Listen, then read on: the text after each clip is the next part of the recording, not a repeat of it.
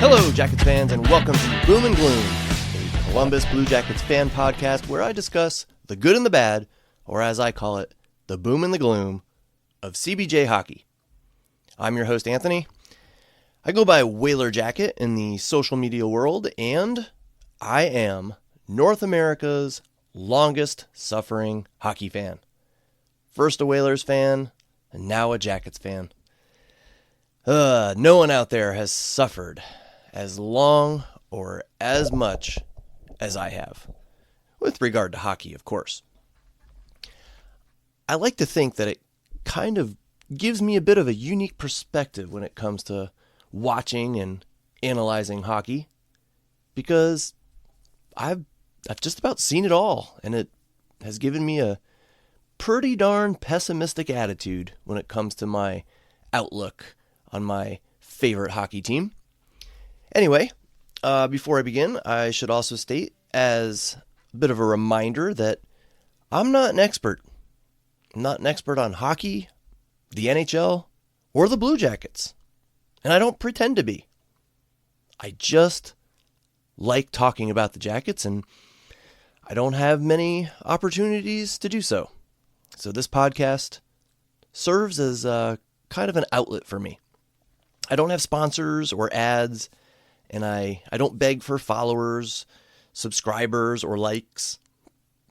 If you want to give me a listen, great. If not, no worries. I'm not trying to achieve a high level of fame and fortune. No, this is simply a labor of love. And if you enjoy listening to me rant and rave about the Jackets, I'm happy you are here. Thank you for taking the time to listen. So, the state of the Jackets. In my last episode, I discussed the firing of Dean Evason and the hiring of Rick Bowness. I did have another comment or two about it, though, that I wanted to share. So first of all, did you read any of the interviews with Dean Evason? Dean Evason after he was fired? There were a few. Portsline did it. A-Race did it. And someone else too. Miguel, maybe? I can't remember. But one thing that stood out to me was that Evason seemed completely shocked by it. Like he had no clue it was coming. It hit him like a ton of bricks. And if you read between the lines, or maybe even if you didn't read between the lines, because it was kind of apparent, if you ask me, he sounded irritated with the way it was handled. And I'm not sure what I believe, to be honest, because Don Waddell has seemed to be nothing but polite, professional, and courteous with everyone he has come into contact with, from players to fans. That's what it has seemed. But Evason seemed to be very unhappy with how he was treated. He compared his treatment with, the way he was fired in Columbus. I misspoke there. He compared the way he was fired in Columbus to the way he was fired by Bill Guerin in Minnesota. So I don't know. I don't know. But I found it to be very interesting, to say the least. And the other thing I wanted to mention, and I did touch on this last episode as well, was that it seems like there was a lot going on behind the scenes that we did not know about. The players seemed unhappy with Evason as coach. The common phrase that you'll hear thrown about is that he lost the room. He lost the respect of the players. And that seems more and more likely, if you ask me. Now, don't get me wrong, everyone. I am very appreciative of Dean. And I thought he did an absolutely phenomenal job last season, steering a team who was facing an unimaginable tragedy. He was the perfect coach for the team at that time. But obviously, things changed over time. And we may never know what truly happened, but I thought Elvis Merzlikins' post-game interview was very telling. Elvis, he sometimes doesn't have a filter. I mean, let's face it, right? And he tells things the way they are. Tells it like it is.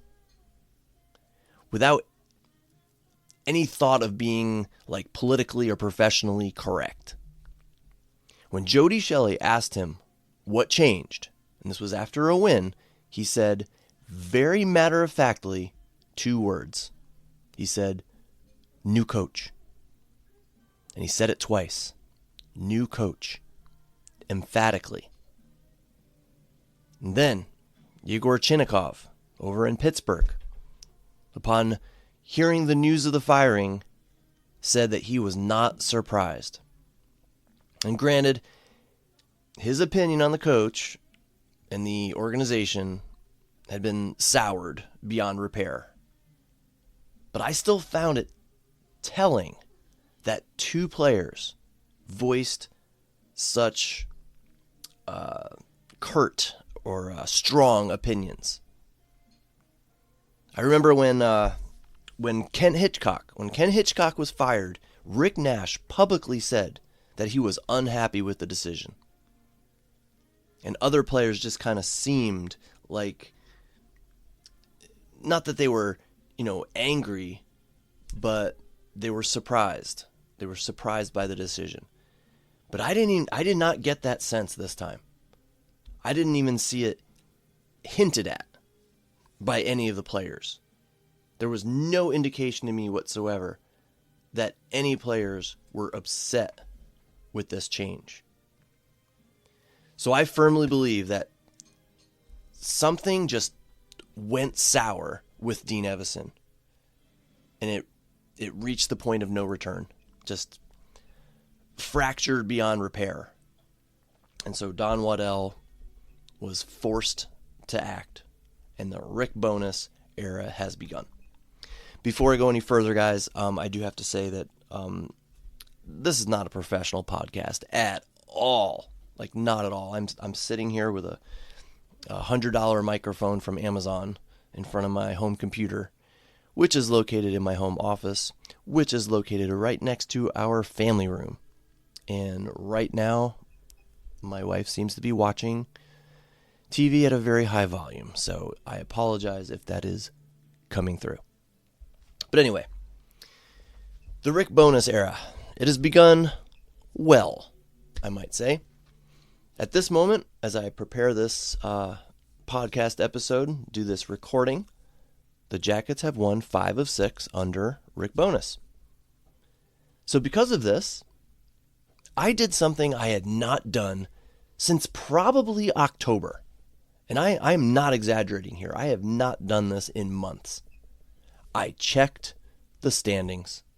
I wanted to take a look. For the first time in months, I wanted to see how far out of a playoff spot the Blue Jackets were after getting 10 out of 12 possible points.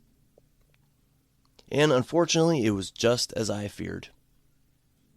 We have been told by multiple sources as fans since Rick Bowness came on how difficult it would be to jump so many teams in the standings.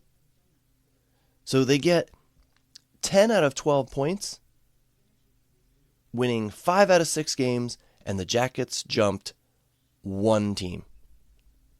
5 wins, and they only jump 1 team, the New York Rangers. As I sit here on January 28th, they have jumped only the Rangers and are tied with the Senators for second to last place in the Eastern Conference.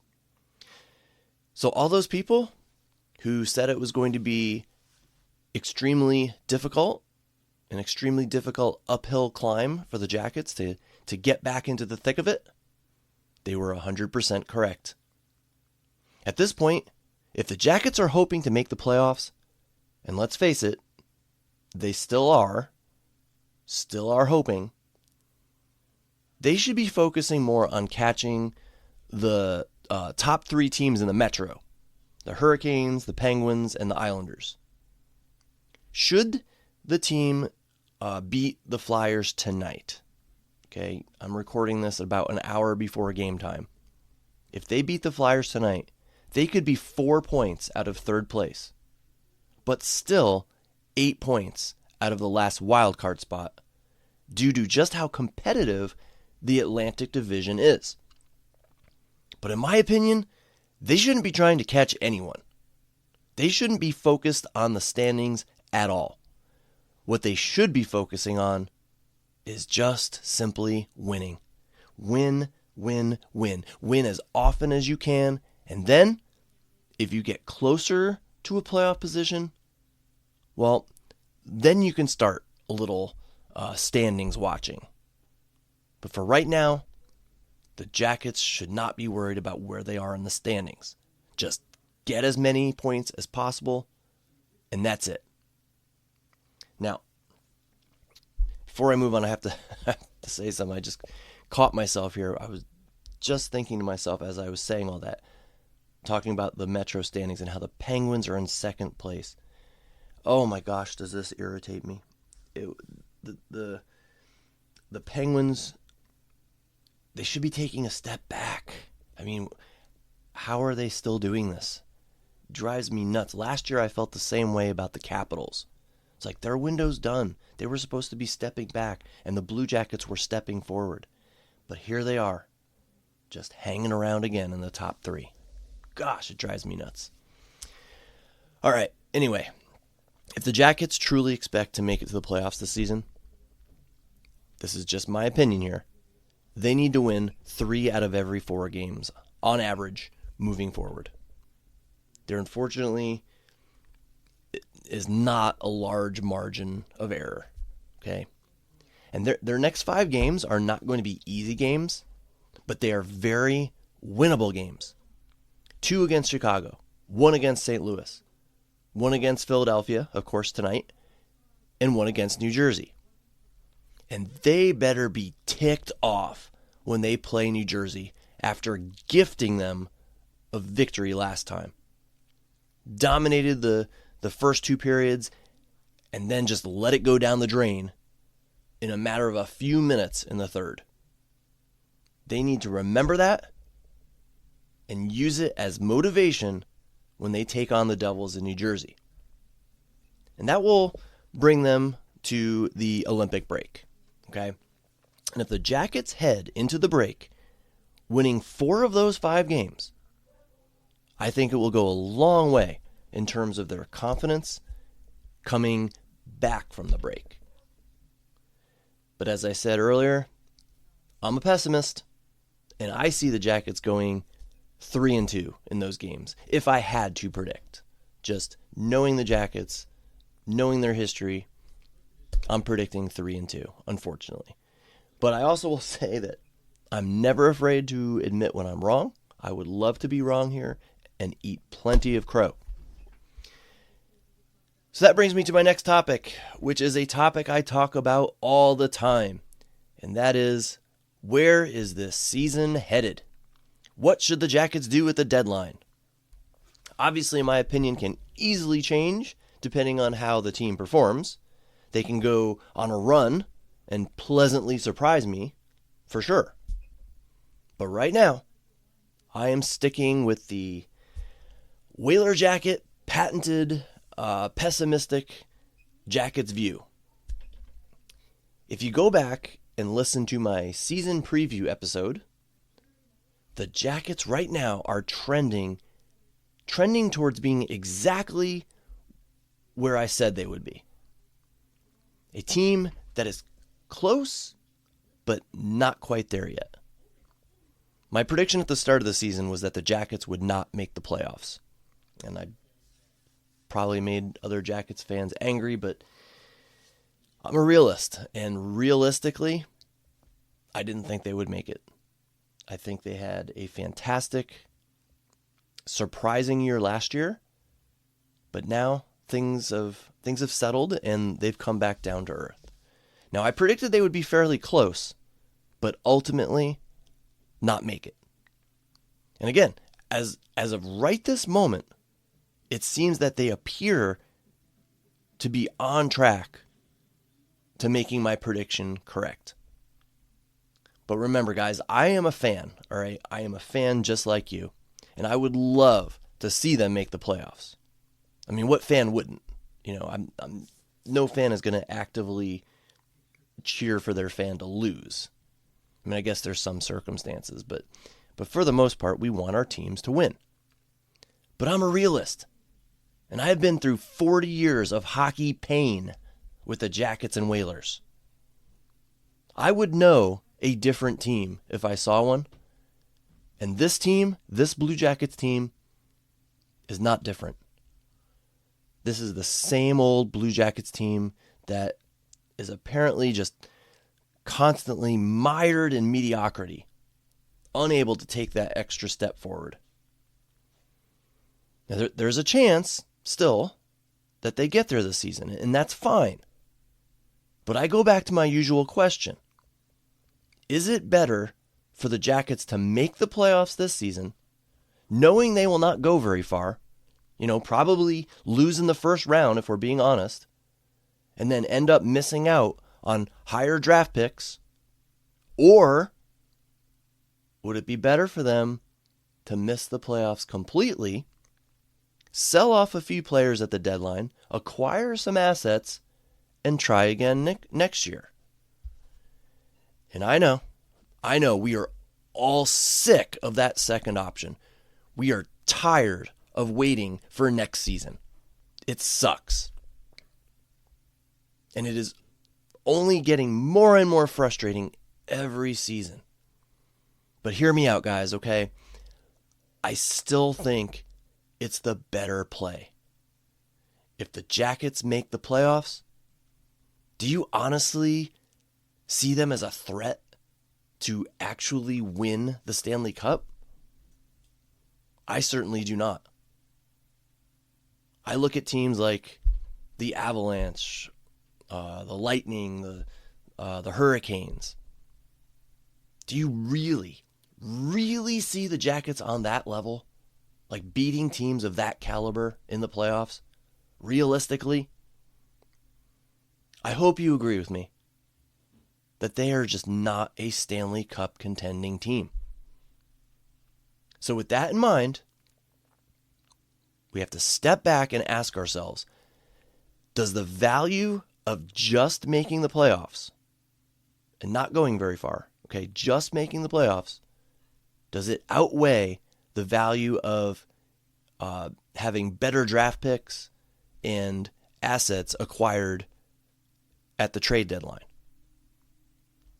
Well, my opinion lies with not making the playoffs and being sellers at the deadline. Sure, a first round visit would be a great experience. It would be especially for the younger players on the roster. And it would give all the players valuable playoff experience. And sure, it may light a fire under them for next season. When they know what it feels like to make the playoffs and what it takes to get there. But for me, I think it is a much better idea for the team to recognize who they are and what they are.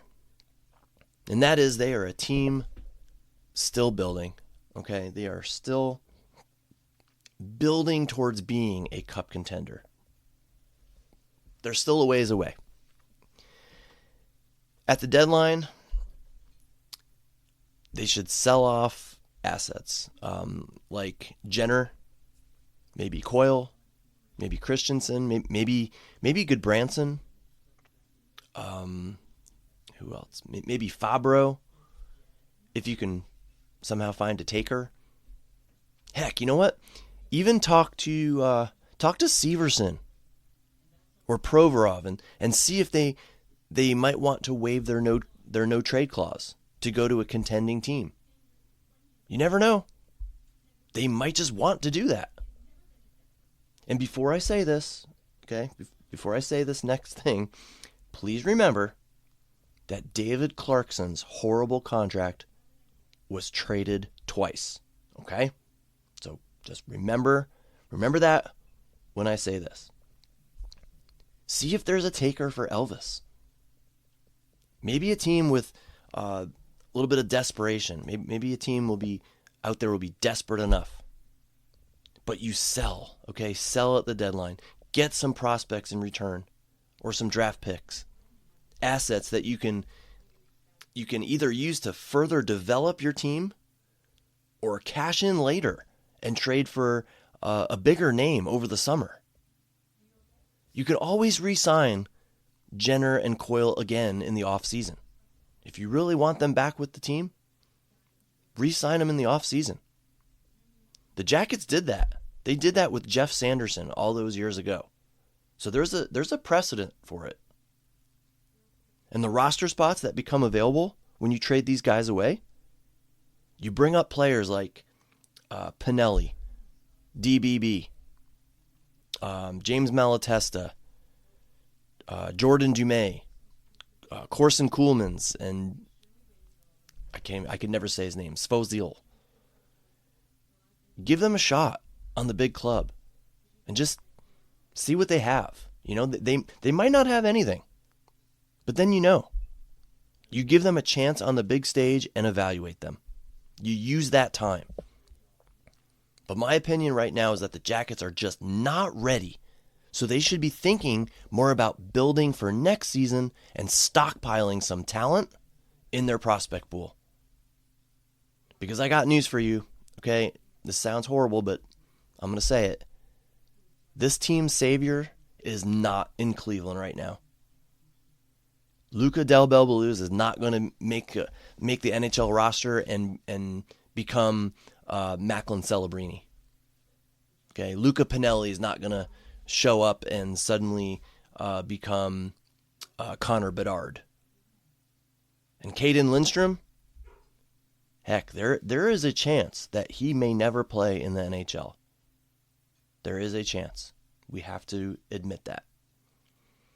The Jackets need to get some high-end prospects in their system again, because the ones we have been hoping would blossom into superstars are here now and are not yet superstars, and they may never become them. I still have hope for players like Fantilli and Johnson, but those hopes took a massive hit this year. A massive hit. Our cupboard needs to be restocked, and I hope Don Waddell sees it that way too. All right, now, I call this podcast Boom and Gloom, but let's face it, 90% of my time talking to you this season has been all gloom. Justifiably so, if you ask me, but gloomy talk nonetheless. So I wanted to throw in something very positive in this episode, and that is Mason Marchment. The dude has been on fire since arriving in Columbus from Seattle. At the time of this recording, he has 11 points in his 9 games as a Blue Jacket, and that is including 8 goals, including a hat trick against Tampa Bay, and 3 assists. He's been a great fit on a line with Kirill Marchenko and Adam Fantilli. You may have noticed that I did not include him in my last segment when I spoke about selling off players at the deadline. That was on purpose. I think he is the one pending free agent that I would like to see the Jackets hold on to at the deadline. And he's a bit older at 30. Okay, he's not, a young guy on the rise. But he's a guy who can easily give you top 6 minutes for a few more years. My hope is that Waddell brings him back, but doesn't overpay him. And for the record, let me also be clear here. I think Charlie Coyle has been fantastic for the team this season. He has been just fantastic. I would rather not lose him either, but he is getting older, 34 years old, I think, and he would give you a haul from another team looking to stabilize their playoff roster at the deadline. Then, again, you can bring him back in the offseason if you want to. But anyway, back to Marchment. He's been a great fit here in Columbus, and I hope he sticks around to play in our top 6 for a couple more years. My only worry, as I have mentioned in the past, is that Don Waddell will sign him to a big extension, and then his production will immediately fall off a cliff. Wouldn't that be the most Blue Jackets thing to do? In the meantime, though, I hope he keeps playing confidently and producing and earning either a new contract with the Jackets or a big haul at the trade deadline. Excuse me. So what does everyone think about Rick Bowness so far? I really like him so far. I love his attitude in front of the camera, which I assume is an accurate reflection of what he's like off camera as well. He seems very down to earth, very personable. His experience shows. And I feel like thinking about him being personable, I feel like he's more so than any other Jackets coach to date. I love the way he talks in interviews, the way he seems to relate to players, and more importantly, what he is saying to his team seems to be resonating in a positive way. 5-1 in 6 games is a good start. We have seen Kent Johnson begin to wake up. He's still stirring, but hopefully he's on the way to a full awakening now. Adam Fantilli scored last game. I think that was like his second goal in 23 games. So hopefully this is him waking up too. I think my only question, not a complaint, but a question so far that I've had about Rick Bowness is Voronkov on the 4th line. If it were me, I would move Olivier down to the 4th line and put Voronkov on the 3rd. I understand the coaching staff wants, more out of him, more out of Voronkov. And frankly, I think most fans do too, because I do. He, in my opinion, does not use his size fully to his advantage. He should be much more of a power forward type. So that's why that's what I would do. Okay, Voronkov to line 3, Olivier to line 4. Just see how that works out. I love Olivier. And I wouldn't really call this a demotion for him. But let's face it, when he was brought to the Jackets, everyone assumed he would be a 4th line staple. Olivier was going to be on the 4th line. But then he had an anomaly of a year last season, putting up offense. I think it was 18 goals. And so Evason put him on the 3rd line. Maybe deservedly so. He was putting up the points. But now he's come back down to earth. So I think he should be playing on the 4th line and giving Voronkov a little more ice time. And of course, if that doesn't work, they could swap him back or move Miles Wood around, because Miles Wood returns from injury tonight. And speaking of that, in addition to Miles Wood returning, Denton Mateychuk returns after missing 6 games. Because of that, the Jackets had to make some roster moves. They opted to keep Christensen and Zamula. I think Fabro may still be out with an injury, so that makes sense. But that means they had 1 roster spot left and 3 players: Danton Heinen, Zach Aston Reese, Brandon Gaunce. The team opted to keep Heinen and sent Gaunce and Aston Reese to Cleveland. I feel a bit for Aston Reese. This is his first demotion to the AHL since the team claimed him before the start of last season. And I would imagine that he had some high expectations coming into this season, just to continue being a lineup regular.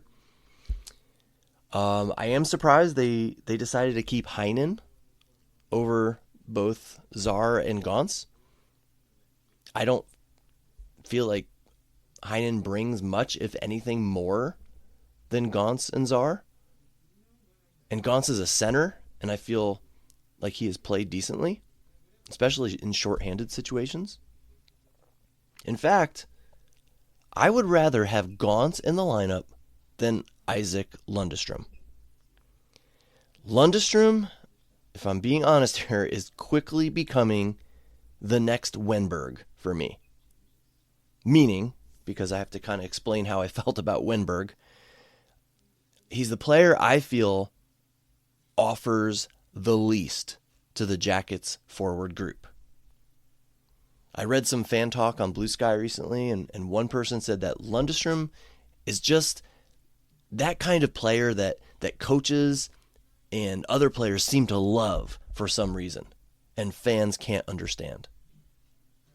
And I'm one of those fans. I don't understand it. And I've said this many times, I feel like I'm beating a dead horse here, but I still feel the Jackets were better off keeping Corrali or Danforth instead of Lundstrom. Okay. Anyway, out of those four players, Lundestrom, Gauntz, Aston Reese, Heinen, if it were me, I would want Gauntz in there. He'd be my choice. All right, so that was all the bigger stuff I wanted to talk about today. I do have some smaller pieces I'll move on to, beginning with the Jackets game against the Los Angeles Kings being rescheduled for March 9th. First of all, let me say, I understand the decision to cancel the game. The weather was crazy bad. As I record this, I'm a teacher who has missed his third straight day of school and will miss a fourth straight day tomorrow because of all the snow and the cold temperatures. It was bad. I get the decision. But I am surprised by it. The Kings were already in town, ready to play. The Jackets had their morning skate, ready to play. I was just very surprised the league decided to postpone it. I assume they did it out of respect for the fans who had to travel on treacherous roads and then find places to park with the huge piles of snow and then walk to and from the arena in the bitter cold. And not just the fans, but all the arena workers as well. It obviously is never just the two teams on the ice at an NHL game, right? I mean, you have the ushers, the concession workers, security guards, many others. There were a lot of people that needed to get to and from the arena safely last night. So I understand the decision. Again, I was just surprised that's what they decided. But I do have to complain, of course, because this ends up biting the Jackets in the butt. The game has been rescheduled for March 9th. The Jackets already had 16 games in March. Now they have 17. On average, that's more than every other day. That is a crazy amount of games. However, I know that most teams will have a similar schedule because of the crunch created by the Olympic break. I get it. But what irks me the most is that it gives them another back-to-back game. They already have the most, or close to the most, I haven't looked up the exact number, the most or close to the most back-to-back games out of any other team in the NHL. And now they have another. And it involves additional travel. They have to play the next night, March 10th, in Tampa Bay. And of course it's Tampa Bay. It couldn't be, a less daunting team. No, of course. It has to be Tampa Bay, top 3 team in the conference, who will be just itching for revenge after getting beaten 8-5 by the Jackets at Nationwide Arena last week. So I think it's safe to say that this storm screwed the Jackets big time. I will be shocked if the Jackets end up winning both the games on March 9th and 10th. And now, for an unpopular opinion. It was recently announced that Greg Murray, the Blue Jackets in-arena PA announcer, since their inception into the league, would be retiring at the end of this season. I like Greg Murray's voice. I think he has done a great job as the announcer for the team's games. Except for one thing. And this is where the unpopular opinion comes in. At least I think it's unpopular. I have never liked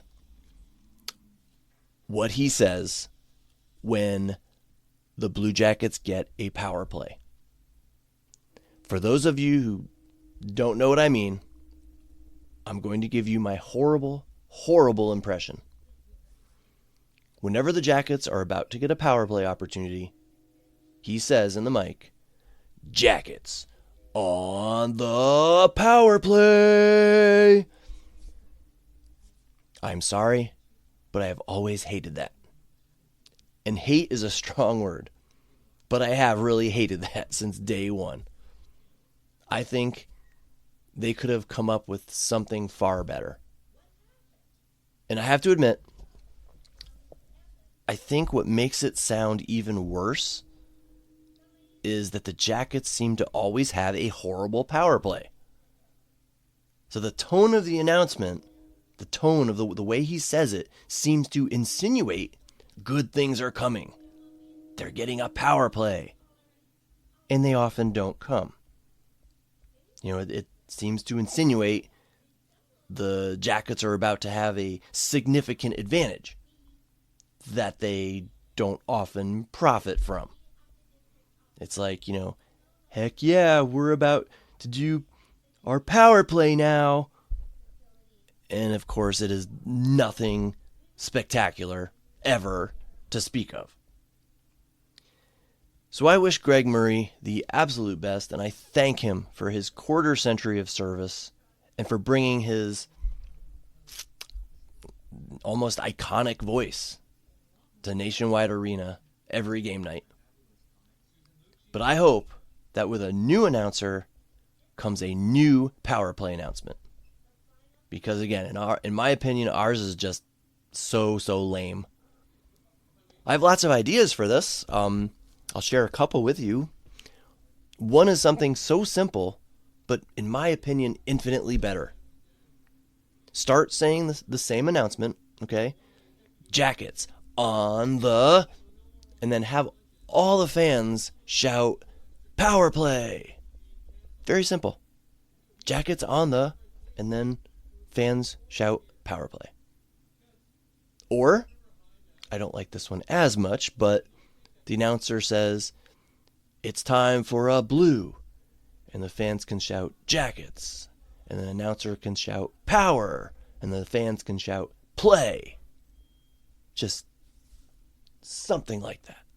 Something different than what we have. There's plenty of options. I just hope they decide to change it for next season, because out goes Greg Murray, so out goes that power play announcement. It is time to refresh it. And all right, seem to be losing my voice a little bit here, getting a little bit groggy, so it's a good thing that that's all I have for today's episode. Please feel free to contact me. Let me know your thoughts on anything I have talked about on today's episode or any other Blue Jackets topics. In fact, I would love to hear what everyone else thinks about my power play announcement opinion. Do you agree with me that it's lame? Or at least that we need a new type of announcement next season just to freshen things up? Let me know what you think. You can find me on the Blue Sky app, just search for Whaler Jacket. I'm also on Instagram, also at Whaler Jacket. Or you can even just use old-fashioned email and reach me at whalerjacket@gmail.com. I would love to hear from you. I welcome your comments, thoughts, suggestions, and questions. Thank you so much for joining me today. Until next time on Boom and Gloom, take care, stay warm, stay safe, and go Jackets.